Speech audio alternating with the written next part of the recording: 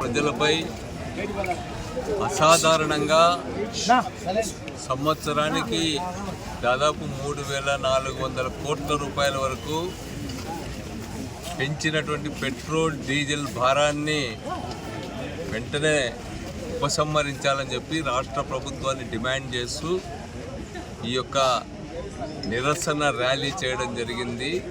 ఈరోజు పెరగడం అనేటువంటిది ఆంధ్ర రాష్ట్ర ప్రజలపైన పెనుభారం పడుతుంది. వీటన్నిటికీ యుద్ధం కారణమని చెప్పి తప్పించుకునేటువంటి ప్రయత్నం చేస్తున్నారు. దీర్ఘకాలంగా ఆర్థిక పరిస్థితి తీవ్ర ఒడిదుడుకులతో కూడుకొని ముందుకు పోతూ ఉంది. ఎప్పటికప్పుడు సరైనటువంటి చర్యలు తీసుకోకపోవడం వల్ల ఈరోజు ఇంతటి భారాన్ని ప్రజలు మోసేటువంటి పరిస్థితి వచ్చింది. నిన్నటి వరకు ఆర్థిక పరిస్థితి చాలా బాగుందని, ఆర్థికంగా వృద్ధి రేటు బ్రహ్మాండంగా ఉందని, తలసరి ఆదాయం పెరిగిందని, సంపద సృష్టిస్తున్నామని లేనిపోని మాటలు చెప్పి ఈరోజు సడన్గా ఈ ధరలు పెంచినారు. ఈ ధరలు కూడా ఈరోజు మొత్తం దేశంలోనే అత్యధికంగా ఉన్నాయి పెట్రోల్ డీజిల్ ధరలు. అనేక రాష్ట్రాల్లో పెరిగినా కూడా ఇంతటి భారం ప్రజలపైన పడ్డం అనేటువంటిది ఆంధ్ర రాష్ట్రంలోనే ఉంది. అందుకని మేము కోరేది ఏమంటే దీని ప్రభావం అన్ని రంగాలపైన పడుతుంది.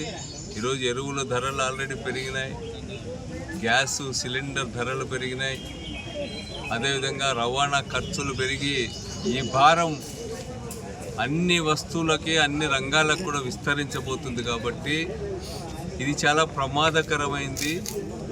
దీన్ని వెంటనే తగ్గించాలా, ప్రత్యామ్నాయ చర్యలు తీసుకోవాలని కోరుతా ఉన్నాం. చిన్న ఆటో కార్మికులంతా కూడా విలవిల్లాడుతూ ఉన్నారు.